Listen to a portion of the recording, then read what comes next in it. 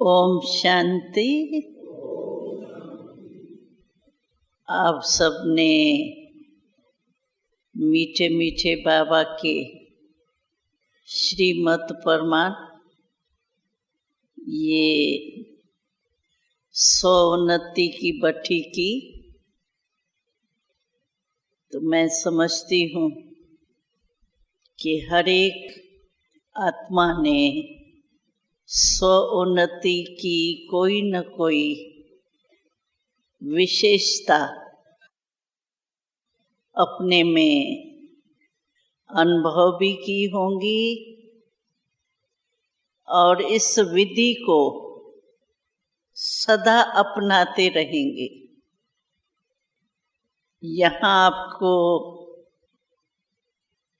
एक तो classes powerful मिले और दूसरा वायुमंडल और तीसरा एकांत निवासी बने, कोई जिम्मेवारी नहीं। ऐसे ही चाहे सेवा केंद्र पर जा रहे हैं, प्रवृत्ति में जा रहे हैं, लेकिन यहाँ आपको बना बनाया वायुमंडल मिला, क्योंकि ब्राह्मण ही ब्राह्मण थे। और वहाँ फिर आपको ऐसा स्वयं का वातावरण बनाना है जो आपके वातावरण का प्रभाव दूसरों पर पड़ सके, वो अनुभव करे कि इनके साथ या संग में रहने या देखने बोलने से वायुमंडल का प्रभाव मेरे ऊपर भी पड़ता है। मानो फैमिली में है तो फैमिली भी महसूस करे कि इन्हों को जो वहाँ वायुमंडल मिला है, उस वायुमंडल का अनुभव इतना अच्छा करके आए है जो हमारे को भी इनके वायुमंडल का प्रभाव पड़ रहा। तो इसीलिए एकांत यहाँ स्थान की एकांत है, लेकिन वहाँ आपके स्थिति की एकांत होनी चाहिए, क्योंकि वहाँ स्थान तो आपको एकांत का मैं समझती हूँ ऐसा नहीं होगा। छोटा सा घर होता है, चलो कोठी भी हो तो भी ये शांतिवन कहाँ और वो कहाँ, सेंटर भी देखेंगे तो छोटे छोटे होते हैं। शांतिवन जैसा तो सेंटर होता नहीं है। तो यहाँ आपको एकांत के स्थान का सहयोग था, लेकिन अभी वहाँ आप जाके अपनी स्थिति सदा एकांत यानी एक के अंत में रहने का अभ्यास कर। बातें तो आएंगी, कलयुग है और सब बातों में कलयुग में अति में जाना है। लोग हम लोगों से पूछते हैं विनाश कब होगा, लेकिन हम क्या कहते हैं, तो अति होने से अंत आना ही। और अति में जा रहा है, हर एक बात अति में जा रही है।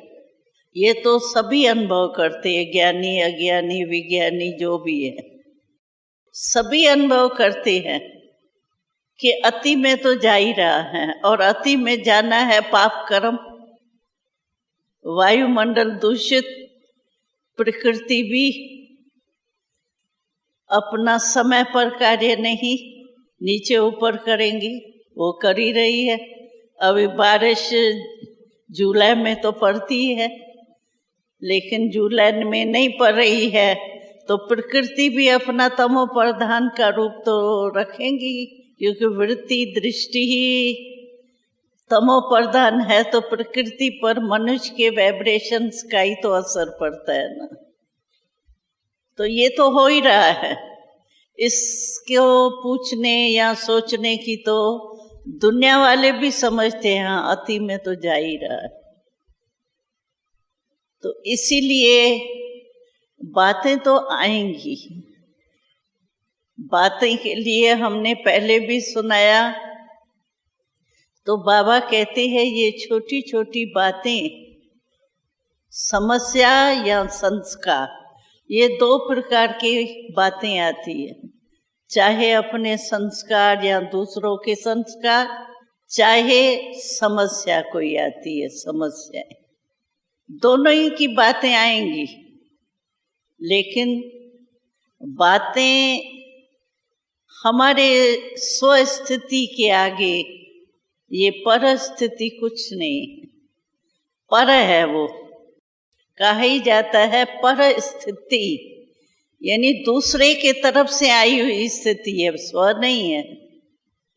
तो स्व माना मैं, आत्मा, तो उसकी ताकत ज्यादा है या परिस्थिति की ताकत ज्यादा है। लेकिन जरा भी अटेंशन कम होगा, अलबेलापन, आलस ज्यादा है, जितना आगे बढ़ते हैं ना, यानी और ही ज्ञान योग में उन्नति करते जाते हैं ना, तो जितनी उन्नति आप करेंगे ना, उतना ही माया आपको ट्रेल ज्यादा करेंगी। क्यों? कारण ये है कि माया समझती है ये हमारे ही तो थे, 63 जन्म तो हम माया के ही रहे ना। तो आप सोचो, अपना कोई अच्छा ग्राहक छोड़ता है कोई? कैसे भी करके अपना भाव कम करेगा, पीछे पड़ेगा, ज्यादा भी पैसा दे देगा, लेकिन अपना बढ़िया ग्राहक कोई नहीं छोड़ता है। तो माया कैसे छोड़ देंगी? पक्के ग्राहक तो हम शुरू से, द्वापर से पुराने ग्राहक तो हम ही है ना, माया के भी। तो वो कैसे छोड़ेंगी? तो वो तो आएंगी। और ज्यादा में ज्यादा हमने देखा है कि जितना हम आगे बढ़ते हैं ना, समझो सर्विसेबल बन जाते हैं, योग में भी बहुत अच्छे अच्छे अनुभव करते हैं, स्थिति में प्रोग्रेस होती है, परिवर्तन आता है, ऊंचा होता है, जिसको हम कहते हैं भाई घोड़ेसवार से महारथी बन गए। तो जितना जितना महारथी बनते हैं ना, उतना फिर सूक्ष्म में देखा जाता है कि ज्ञान में आने के बाद भी ये अवमान बहुत जल्दी आता है।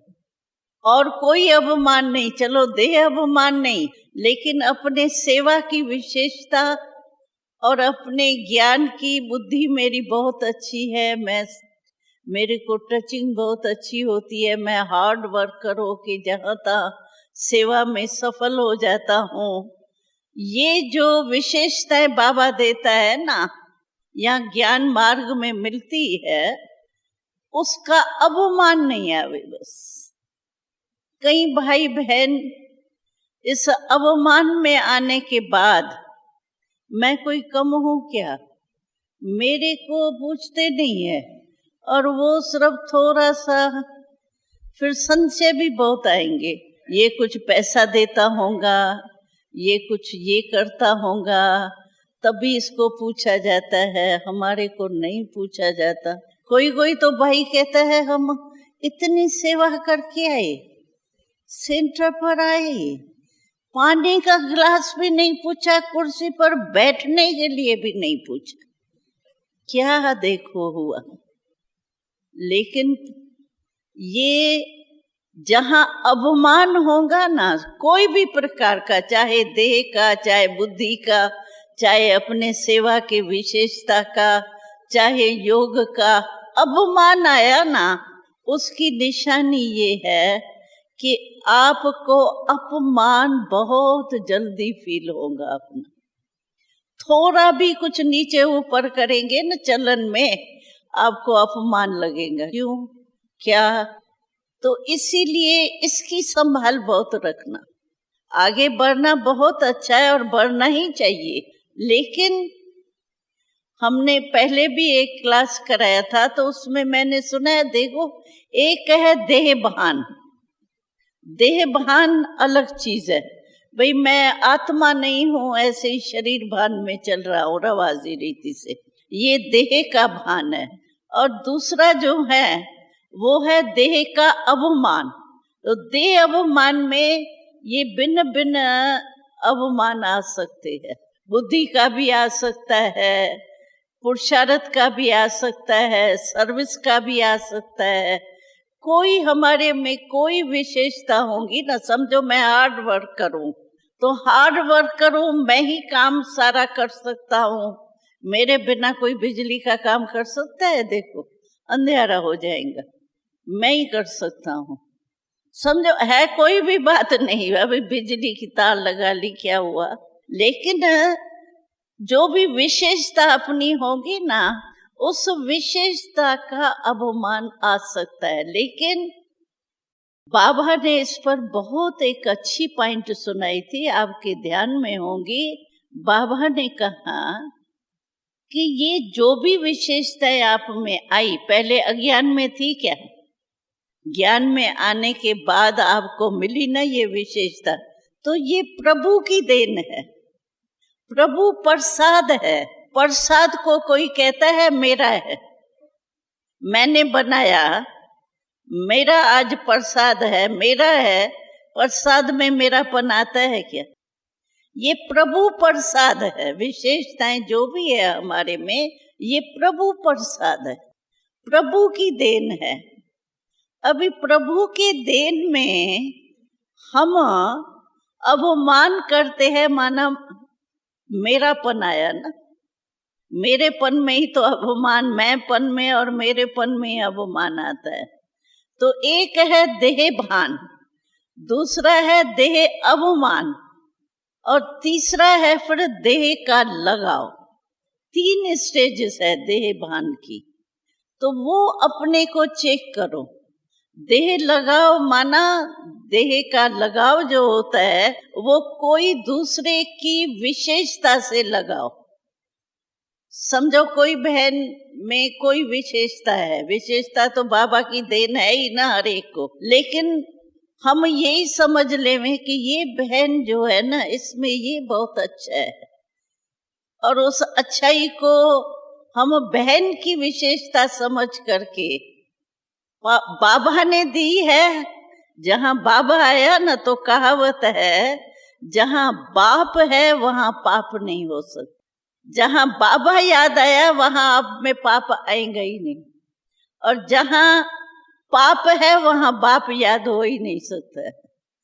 ये अंडरस्टूड है। इसीलिए देह का लगाव जो होता है वो कोई न कोई किसी के विशेषता से भी होता है। देह का लगाव, भाई यही काम कर सकती है, यही मेरे को पढ़ाए तो बहुत अच्छा, यही योग कराए तो बहुत अच्छा, या यही ऐसी है, ये कर सकती है। कोई भी विशेषता जिसकी है, प्रभु देन है, बहन की विशेषता नहीं है। बहन में प्रभु देन मिली हुई है, तो देह का लगाव कभी भी नहीं होगा, क्योंकि प्रभु देन है तो प्रभु से लगाव होगा, या कोई देह, चाहे भाई हो चाहे बहन हो, किससे भी लगाव हो ही नहीं सकता है। तो ये लास्ट जितना हम आगे बढ़ते हैं ना, उतना देह भान के भिन्न भिन्न प्रकार हमारे अंदर पेपर के रूप से आते, वो संभाल करना। और देह अभिमान आया, देह का भान भी आया, गए।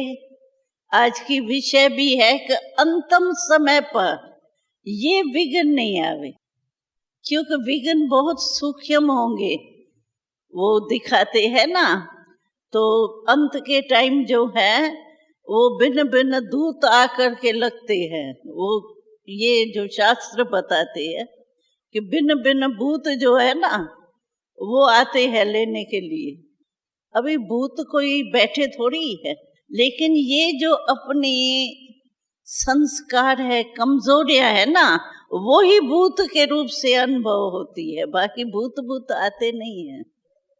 अपने ही समझो मोह है, तो मोह एक भूत के रूप से आपको आएगा, वो डराता ही रहेगा आपको, निर्भय बनने ही नहीं देगा। वो आएगा ना, मोह के रूप में भूत आया, लोभ के रूप में आया। कई बार बाबा ने बहुत एक अच्छी बात सुनाई थी, सूक्ष्म। तो बाबा ने कहा, कई बच्चे कहते हैं मेरे में लोभ नहीं है, लोभ से तो मैं मुक्त हूं, चलो और कुछ क्रोध थोड़ा बहुत हो, लेकिन लोभ नहीं है मेरे। तो बाबा ने कहा लोभ नहीं है, कहेंगे कोई चीज में मेरी इच्छा नहीं है, माना लोभ नहीं है, लेकिन अच्छा लगता है, इच्छा नहीं है, इच्छा शब्द नहीं है, लेकिन अच्छा लगता है। वो क्या है, बीज क्या है, बीज तो वही है ना। अच्छा क्यों लगता है, जरूर अट्रैक्शन है तभी तो अच्छा लगता है ना। तो बाबा ने कहा ये अपने को छुड़ाने की बातें होती है, इच्छा नहीं है, लोभ नहीं है, लेकिन अच्छा लगता है, ये हो तो बहुत अच्छा। तो ये क्या है, तो ऐसे कोई भी अंतिम समय हमारी कहाँ भी कमी नहीं रह जावे, वो कमी ही जमभूत के रूप में आती सामने। तो अंत समय अंत मते सो गति क्या हो जाएंगी। मानो सूक्ष्म में थोड़ा लोभ है, मोह है, संबंध में मोह कईयों के नहीं होते हैं। हमने देखा है कईयों को संबंध में मोह नहीं होता है, लेकिन अपने में मोह होता है, अपने देह में। थोड़ा भी होगा ना तो परेशान हो जाएंगे। ऐसे नहीं होता है, घर में समझो 2 बच्चे हैं, एक को भी बुखार होता है, दूसरे को भी होता है। एक को 100 होगा, दूसरे को भी 100 99 होगा, लेकिन 99 वाला इतना चिल्लाएगा जैसे पता नहीं 104 बुखार है, और बेचारा 100 वाला शीतल होगा। होता है ना घर में, ऐसे नेचर होती है किसकी। तो ऐसा नहीं हो कि रहा हुआ सूक्ष्म हमारा संस्कार, काम, कामना को भी काम कहा जाता है, सिर्फ ब्रह्मचर्य व्रत को काम नहीं कहा जाता है, लेकिन काम अर्थात कामना।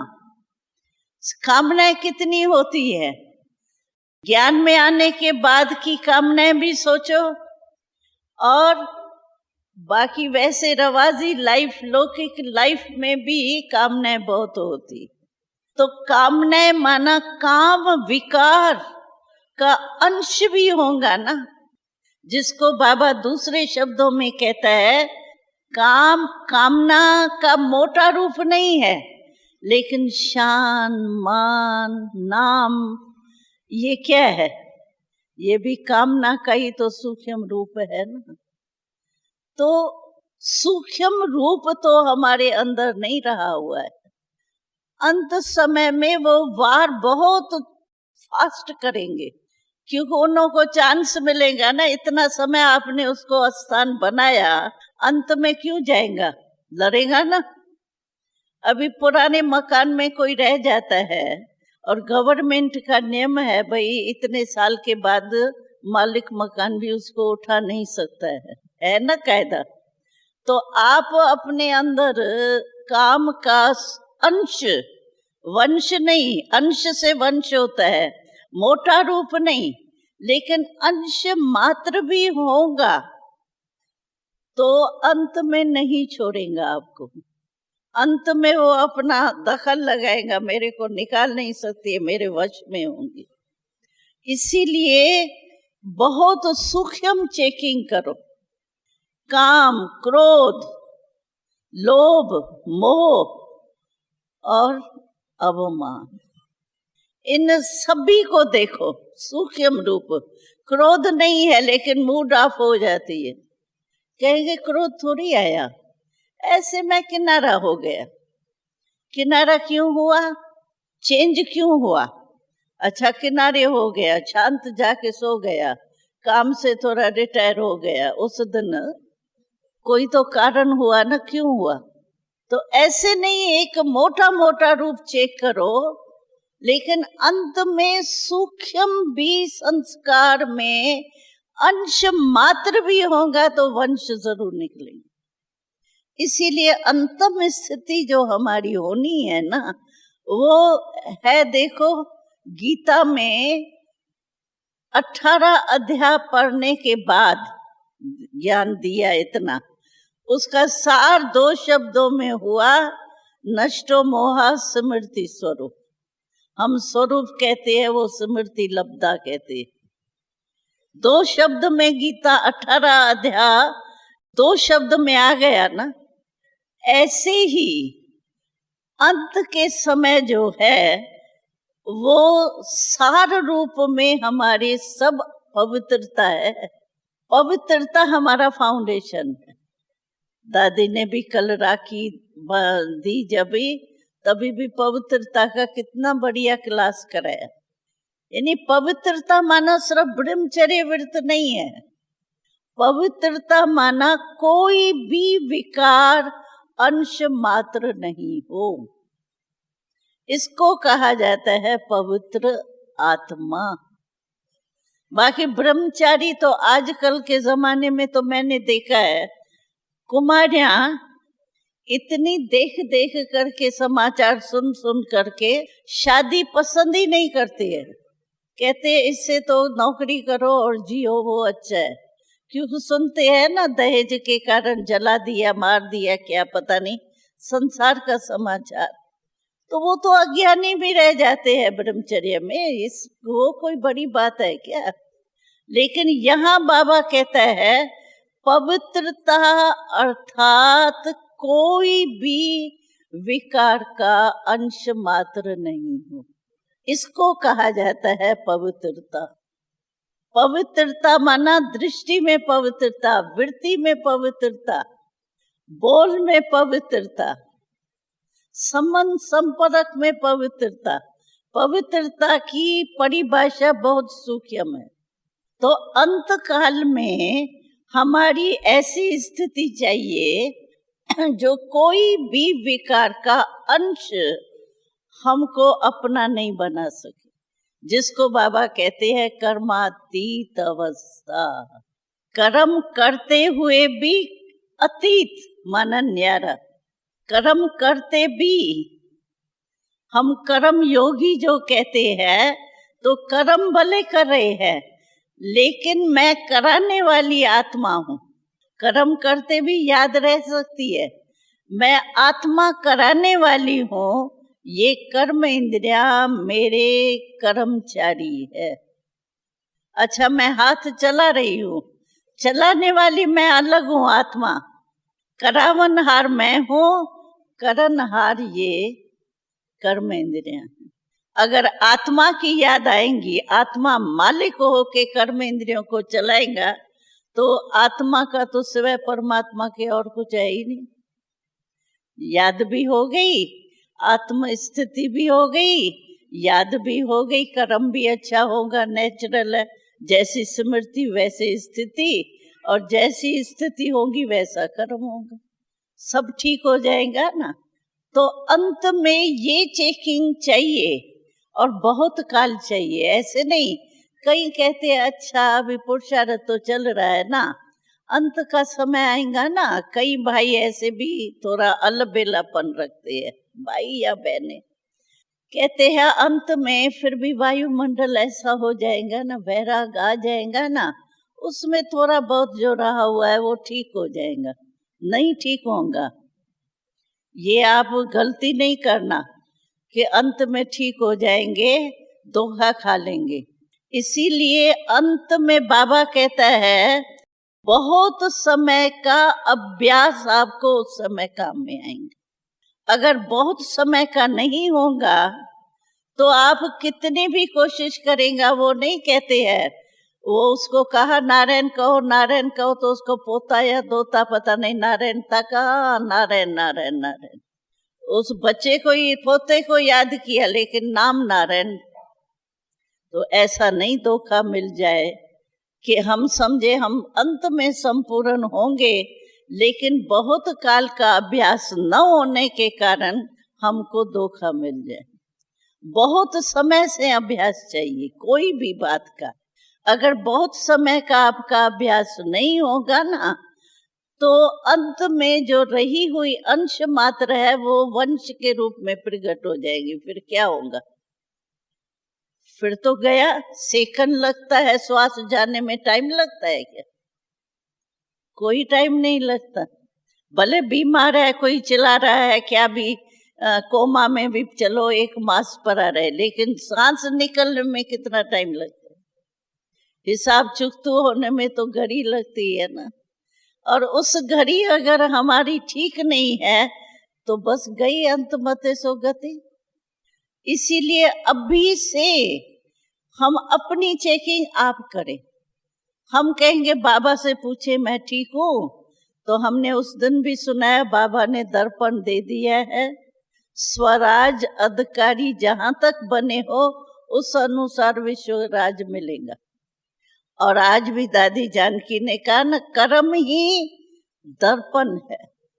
और बाबा ने कहा आप अपने दर्पण में बाबा के कर्म दिखाओ। तो दर्पण क्या है? कर्म। कर्म का दर्पण तो सभी के पास है ना, कि डैमेज है, टूटा हुआ तो नहीं है। कर्म का दर्पण है। श्रेष्ठ कर्म माना आईना पवित्र, शुद्ध है, साफ है, पावरफुल है। तो कर्म से ही हम जान सकते हैं अपना। कर्म के दर्पण में अपना शिकल देखो, हम क्या बनने वाले हैं, क्या होने वाला है। और कोई बहन या भाई आपको सुना ही नहीं सकता है। अभी मैं देखो, मैं आपको योग में सभी बैठे हैं ना, घंटा घंटा भी बैठते हो, 1.5 घंटा भी बैठते हो, लेकिन क्या बहन जो है आपके मन में व्यर्थ संकल्प चल रहा है, मानो चल रहा है, तो बहन थोड़ी बैठ के समझेंगी इसका व्यर्थ चल रहा है या नहीं चल रहा है। मन की बात तो आप जान सकते हो ना अपनी। आप कुछ भी पाप कर्म करो, आप छिपाओ, तो बहन थोड़ी कोई अंतर्यामी है क्या जो आपका जानेंगी। अपना टीचर, एक बारी करोल बाग में मम्मा आई थी, तो मम्मा से कोई ने पूछा मम्मा सबसे बढ़िया टीचर कौन है? तो मम्मा ने कहा बढ़िया टीचर अपने आप ही अपना टीचर बने वो बढ़िया है। क्यों? 24 ही घंटा खुद आप अपने साथ रहते हो। भले टीचर बाबा ने निमित्त बनाया है, वो अलग चीज है, पालना के लिए, संघ के लिए, सेंटर संभालने के लिए, सेवा बढ़ाने के लिए, वो अलग चीज है। वो टीचर को टीचर समझना ही है। ऐसे नहीं मैं अच्छे थे अच्छी टीचर हूं तो टीचर को देखो ही नहीं, भाई मैं ही अच्छी टीचर हो गई, ये नहीं करना। लेकिन अपने आप को चेक करने के लिए हम अपनी टीचर बन सकते और अपने आप को 24 ही घंटे चेक कर सकते हैं।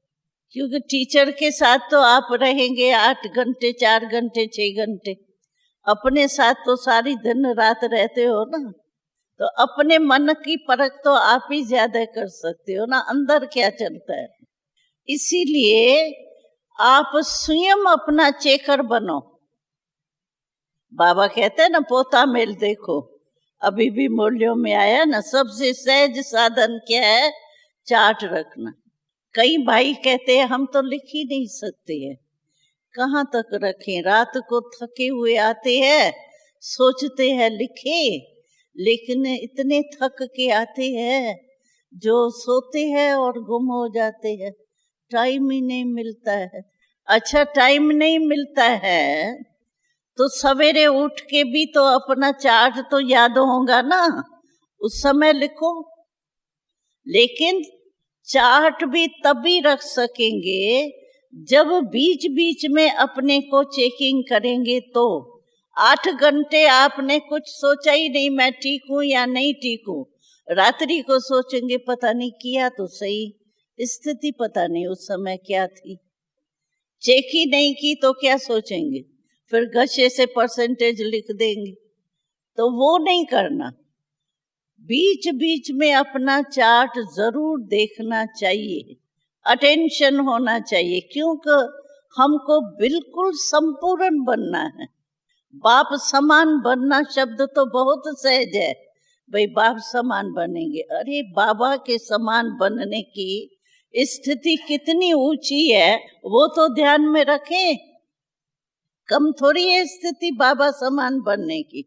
शब्द तो बहुत सहज है बाप समान बनने की। ब्रह्मा बाबा ने क्या नहीं किया वो ही हमको करना है, तो इसीलिए अटेंशन अपना पूरा रखो। अंत समय में कोई भी अंश मात्र भी कोई विकार नहीं हो, कर्मातीत। भले दर्द हो रहा है लेकिन दर्द के वश में नहीं हो जाओ। दर्द तो होगा ना, अभी जरा सा सुई लगती है तो भी दर्द होता है। तो जो जिसको सांस चढ़ता है, कुछ भी दर्द होता है, सिर में दर्द होता है, कुछ बदन बेचारे का टूटता है, तो दर्द तो होगा ना। ऐसे थोड़ी आप एकदम अशरीरी कोमा में थोड़ी चले गए हो जो पता ही नहीं पड़े, पता तो पड़ेगा, लेकिन हमको दर्द अपने तरफ खींचे नहीं। उस समय भी बाबा जो भी मेरा हिसाब है, हमने नहीं आपको सुनाया था, मम्मा का मिसाल सुना होगा। मम्मा को काफी तकलीफ थी, सांस की तकलीफ थी, लेकिन हम देखते थे कि जब कोई मिलने मम्मा से आता था तो मम्मा का चेहरा इतना लाल लाल इतना होता था। जो एक बारी मैंने सुनाया था पहले भी, तो एक डॉक्टर आया मम्मा को चेक करने, तो मम्मा भी बैठी थी, बॉम्बे की बात है, तो मम्मा भी बैठी थी। मम्मा की जो संभालने वाली साथी, ब्रह्मणी जिसको कहते हैं, लेकिन साथी सेवा में वो भी बैठी थी। एक तरफ मम्मा बैठी थी, एक तरफ वो बैठी थी। तो जब डॉक्टर आया तो डॉक्टर ने पहले ब्रह्मणी से पूछा, तुम ठीक हो, तबीयत ठीक है ना? कहा मैं थोड़ी पेशेंट हूँ, पेशेंट तो ये है। कहा ये पेशेंट है, पेशेंट तो तुम लग रही हो, ये तो पेशेंट लगता ही नहीं है। क्योंकि मम्मा जो है ना उस समय एकदम अपने ऐसे अशरीरी भव के स्टेज में स्थित हो जाती थी जो बीमारी ही नहीं लगती थी कि बीमार। तो ये मम्मा से हम पूछते थे, मम्मा आपको इतनी तकलीफ है? हम तो साथ रही थी मम्मा के अंतिम टाइम में, तो मम्मा आपको तकलीफ तो है, हम देख रहे हैं, लेकिन आप ऐसे लगते हो जैसे बीमारी नहीं है, मुस्कुराती रहती हो। तो मम्मा कहती थी क्यों नहीं मैं मुस्कुराऊं, क्योंकि मुझे ये याद रहता है कि मैं अभी बाबा के याद के गोदी में बैठ के चुकतू कर रही हूँ।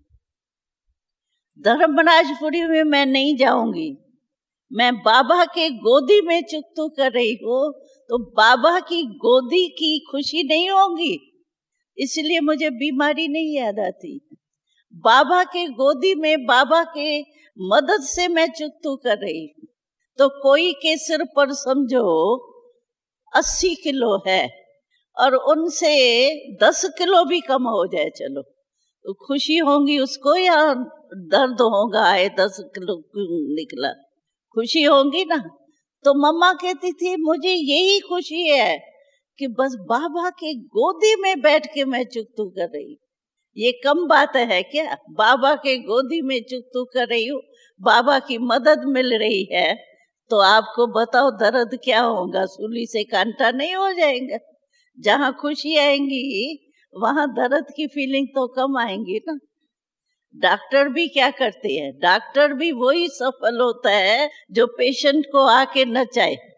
हमको याद है एक डॉक्टर था, वो जब भी आता था ना वार्ड में, तो वो डांस करते करते आता था, फॉरेन का था, डांस करते गीत गाते आता था। पेशेंट सारे उसको देख करके दर्द ही भूल जाते थे। तो खुशी में दर्द भूल जाता है। तो मम्मा कहती थी ऐसे ऐसे अगर हम बीमार तो होंगे, क्योंकि न पानी में ताकत है, न फल में भी ताकत नहीं, अनाज में भी ताकत नहीं, तो वो असर तो होगा ना। परंतु मेरी स्मृति वो रही, तो अंत समय भी वार तो सब करेंगे, माया भी वार करेंगी, प्रकृति भी वार करेंगी, सब वार करेंगे, लेकिन हम बाबा के याद के गोदी के खुशी में रहेंगे। तो हमारी स्थिति और कोई भी संस्कार अंश मात्र नहीं रहे जो हमको उस समय आके तंग करे। फिर तो हम जमदूतों के द्वारा जाएंगे धर्मराजपुरी में। अगर ठीक होंगे तो धर्मराज को टाटा करके जाएंगे, वाह हम जा रहे हैं बाबा के साथ। धर्मराजपुरी में क्यों फंसे? होगा कुछ, कस्टम में भी क्यों अटकते हैं? फॉरेन का चीज होती है ना, जो अपनी नहीं होती है, फॉरेन की होती है, तब अटकते हैं। तो ये रावण के देश की कोई भी चीज होंगी तो अटकेंगे। अच्छा, ओम शांति।